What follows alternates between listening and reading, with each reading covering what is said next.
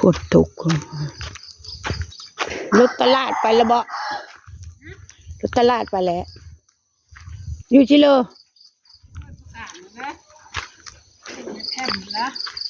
อุ้ยปู่จิวชีแล้วบ่ข้าวนะชีแล้วว้านี่เพื่อนแน่สิอาพอยพร้อมโอ้บ่ทันเขาเจนนะเนาะ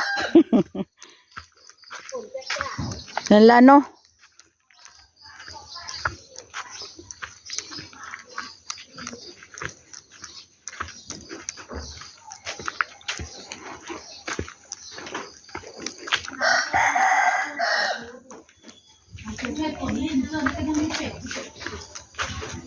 ดีบ่เอาข้าวมาก่อนเนาะ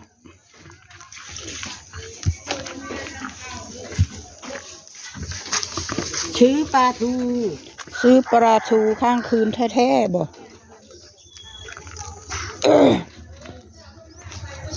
โอ้โหมืดแท้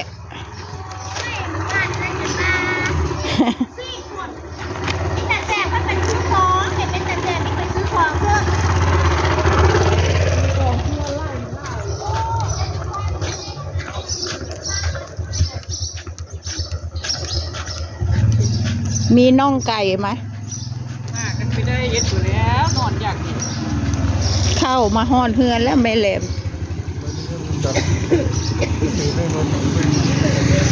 โอ้ยเจ้าครอบครัวพูดเคยทุกข์แล้วอุ้งอ่างอยู่ไม่ได้พ่อแม่เล่นเอาตัวรอดอยู่บ่เขาให้มาได้แล้วเขาได้ไม่เป็นไรครอบครัวราคามีสิทธิ์นะโดยเข้าเลยเจ้าปุ่นที่เริ่มน้องไก่เบิดแหละน้องไก่ไม่มีค่ะไม่ได้เข้าร้านเย็นเลยเอาน้องไก่ของคุณจำลองไม่มีอะไรกินเลยเนาะค่อยหลายกอกผุดกระโดนนี่กระทุ่มตายเลยว่านี่กาเฮ้ยคันเมนมีท่าแต่แสงกันละเอาเข้ามาใต้เพลงละของคอยนะเก็บแล้วนะ10 โมงเรานี่ฮะเราทางกินเมี่ยงกินเผือกก็เรามีบางกว่าเช่นกันไปหลายสกลนครนี่สกลแล้วทุกคนเราหดแล้วเช้าได้ซื้อคนละโต๊ะก็10 โมง 11 โมงแล้วคือวันแล้วทั้งนั้นท่านอนท่าอยู่ทางรถกินเมี่ยงแล้วก็แล้วตำหั่นตำนี้แล้วก็แล้วมีนายเพื่อฝนตกห้ามสิท่านอยู่เดี๋ยวบ้าท่านอยู่ต้องตะจิวก็เรียบร้อยโถ่เพื่อนนะเขาหกปลาลุงนะยังไม่ได้ปั้นจักเราเอาไว้มึงเลยเราหนเท่าแล้วหรอวะหนเท่าแล้วละว่าคือกระแสงปั้นมาเลยฝนตกแห้งแล้วก็มืดสิคือหมกถั่วเลยคือทางข่าวพนักก็นี่นะไม่เห็นนั่นทางเลยนะน้ำท่วมจุด101บอกอันนี้ไว้มาซ้ำท้ายพัดบ้านยังเลยอี2 ลูก10 บาทบ่อันนั้นน่ะลูกนึงกระทบก็ยายลมฟิลิปปินส์อีเนาะเบิ่งที่ข้างมันละมาห้าวอีกบ่เอาไม่ต้องมีหน้าหนาวมีแต่หน้าฝนนั่นละอย่างมันยังออกก็ไม่แพงลงอย่างต่อเนื่องนี่รวยเดินหวยการไปขีดเลยเมนได้เฮ้ยมักทั่ว10 บาทครับผม10 บาทครับจำลองได้2 แผ่นเลย900เขาก็ได้3 ชิ้นมือก้อนนะมือก้อนมือชื่นมือนึงไปหันนะ3 ชิ้นไปนะกลุ่มขนาดกลุ่มใหญ่ได้ดิบ่มีอันนั้นบ่มีน้องไก่ไม่มีครับไว้วันหน้าเด้อประจำว่าจะเอาไปแกงใส่หวายอ๋อครับวันหน้าให้ไปหามาคือพอเช้าก็ฝนตกไม่อากาศไม่อำนวยก็ร้อนนะตกโถทีบเนาะครับกลัวขายไม่หมด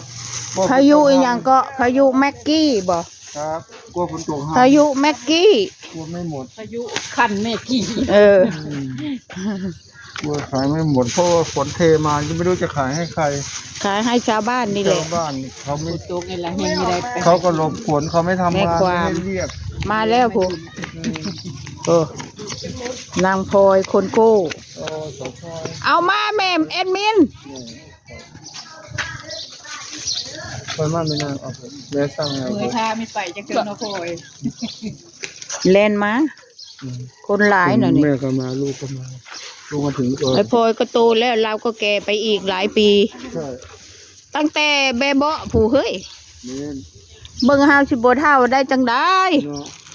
ลูกหลานก็จนทนไม่ได้สามีเบิดล่ะโอ้นางพลอยกับนางแอดมินกับผู้ดูอะไรจ้ะดูของกินมีอะไรโอ้เอามีอะไรเจ้าพี่น้อง กินแล้วแม่มันอะไรเขาเรียกมันอะไร มันนึบป่ะ มัน5 นาทีไม่มีมัน10 นาทีนะมี5 นาทีพยายามทำมันนะลูกพยายามมานะมัน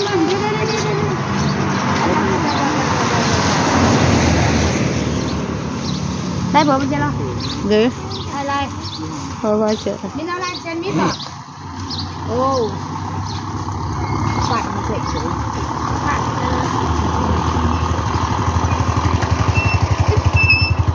อายุเพลออยู่หันน่ะ โอ้โหวันนั้นที่เขาปัด หมูปิ้งเฮือนอีวีน่ะบ่ ปัดให้หอมเลยไหม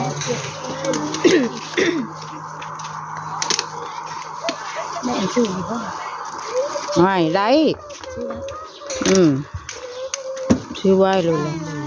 นะครับ เขาจะลองกินอะไรทำไมอ้วนจัง ค่อย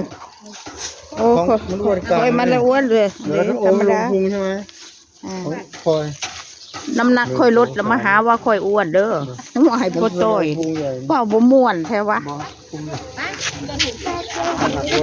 อ่ะแอดมินชื่ออะไรให้ยายกินมากแอดมินตัวน้อยเด็ดไปจังสันแหละจังเบิงมีเบิงดอกอันนี้นะมันบดโปรแล้วอ่ะหมดโปรแล้ว ไม่เรื่องนะอันนี้ เอาจะเอาสลัดลูกก็ปีนเอาเลยลูก เด็ดเอาไป ปีนเอาสลัดลูกเลย ก้อนข้าวชิบไปนะ อาจารย์ตังค์เราจะมากิน มันเลยมาหมดเลย ก็เปลี่ยนอันนี้ก็เพิ่มตังค์ไปวันนี้เห็นสลัดลูกลุงต้อยสลัดโลจากบ้านสลัดโลจากบ้านตื่มอีกน่ะมันเปลี่ยนอันนั้นได้มันเปลี่ยนจากขนมนะตื่มกี่บาท นี่ใช่ไหม ตื่มกี่บาทมาเปลี่ยนแล้วนะอันนี้นะคะไม่เอาแล้วตื่มจากบาทตื่ม ชาว จาก บ้าน บาท ว่ะ ตุ่มเอาตัวที่ใส่ใช่ไหม ใช่ 2 3 4 อันนี้ไม่ได้เอาแล้ว เอาตัวนี้ไม่เอาแล้ว อันนี้คือจ่ายไปแล้ว ได้10 บาทได้10 บาทอันนี้มันซาว เดี๋ยวลุงต้อยสับสนนะ งง ถูกต้อง อย่างอื่นจ่ายไปแล้วแค่เพิ่มอันนี้เฉย อ่ะก่อน ดุย ก่อนสิ ๆไปไม่บางทีก็สับสนได้เฮ้ยคือเดียวละไปมือ ผลกระจกได้มื้อนี้นะ จังว่าผัด ค่อยละข้าวค่อยละ16แล้ว26แล้วได้แม่พี่เอ้ยยังบ่ทันได้เอาข้าวเบิดได้ แต่ว่าก็ชอบใหญ่ชอบใหญ่ใครในระบบพัดอัดเต็มที่ลาวนะ ทำนุ่มแล้วสิ เลิกทางลงค่ะล่ะเขาจะไปซื้อนม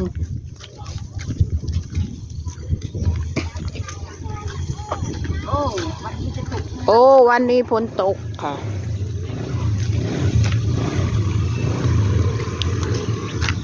ฝนตกก็ตกไป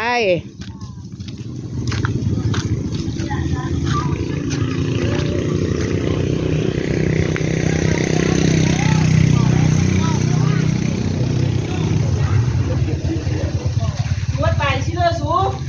ส่วนเดียวเมื่อบ้านบอกมือละพาได้มือละตามือละไม่บ้านอื่นมาอยู่กับพาได้มือละบ้านเพื่อบ้านใหม่อายุมันข้าวแล้ว หน่อยบาทเก่งเลยไปลายบาทพวกปอกหนีเหมือน ยิงให้หมดเลยค่าสีอยู่ผู้เดียว ต้นน้ำมาพี่ ไม่แลมาแล้ว อันนั้นมีไหม เอ้าสีอยู่ผู้เดียว เนี่ยมันจะโอ้ขาอันโยนข้าวมึงเลยค่ะไม่ได้โยนเหมือนโยนน้อยนะโยนตะตังกำ บ้านอื่นมาอยู่กับบ้านพวกพวกกับบ้านเต่าเหมือน ดามกกับเมื่อยกเมื่อโคราชคุณเด้อ ไม่แหลมไปไหน ดามกกัน โอเคขอบคุณ บ้านเขาไม่มูจะเอามา